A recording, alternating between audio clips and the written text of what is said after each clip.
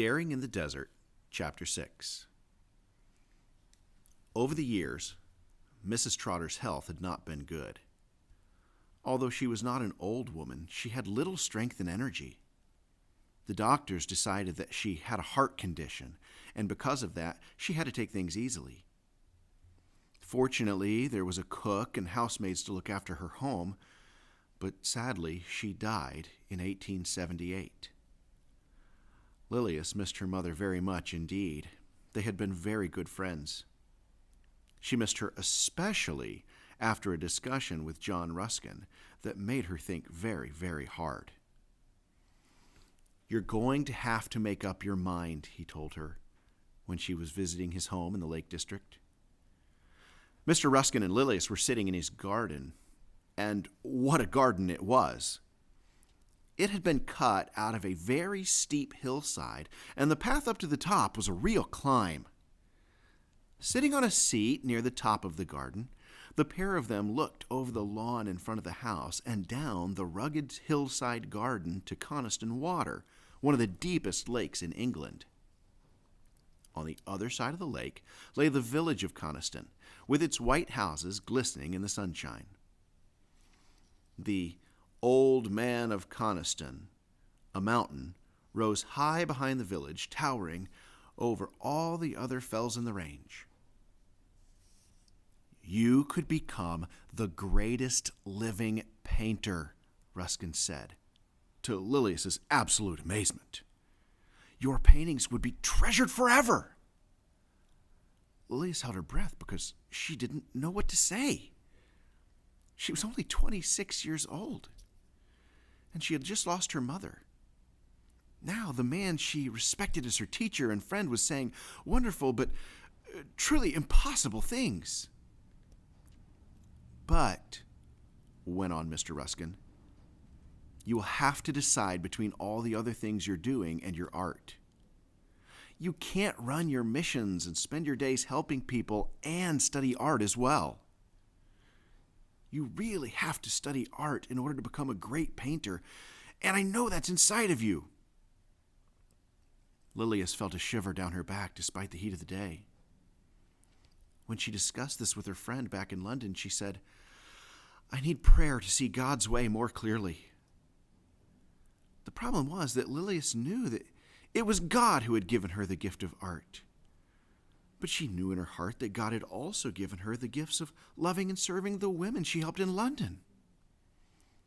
Would there possibly be enough hours in each day to serve them and study and paint? Could she do both?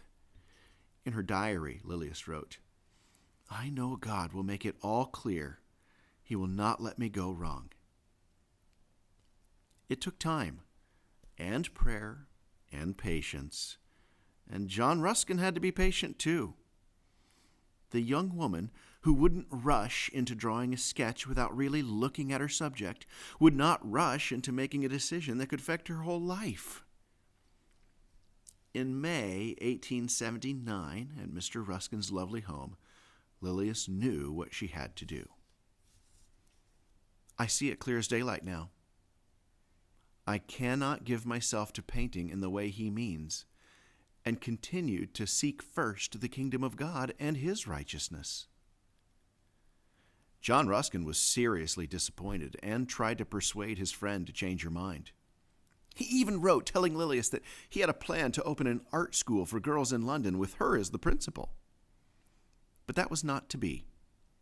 Lilias didn't give up drawing and painting, not at all.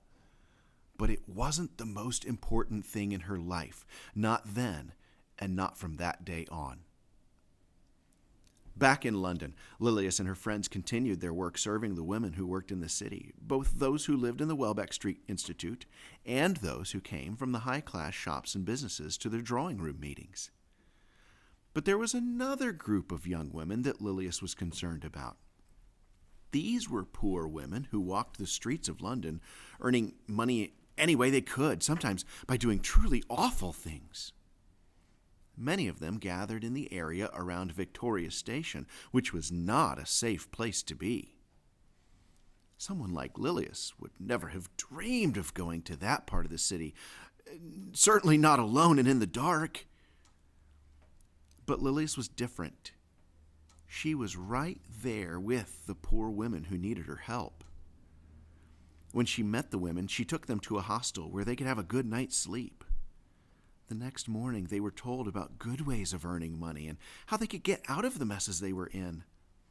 Once, she was even able to stop a very troubled woman from killing herself. Having worked really hard for quite a few years, Lilius was worn out. She began to grow ill.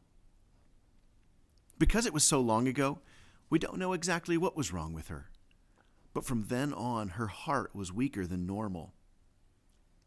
However, as often as she was well, she was right back at work. Lilius Trotter and her helpers seemed to have one idea after another.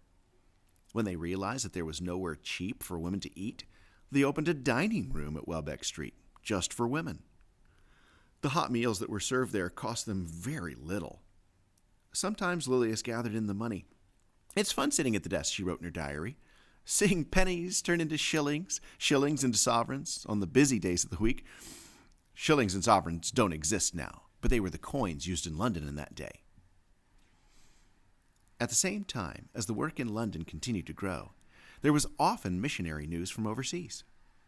30 years earlier, an Englishman called Hudson Taylor went to China as a missionary. "Have you heard that more than 165 men and women are going to join Hudson Taylor in China?" a friend asked Lilius. "Yes," she smiled. "I heard that, and I wish them very well. Truly there's enough work here in London to keep me busy all my life." "I'm sure you're right," agreed her red-headed friend.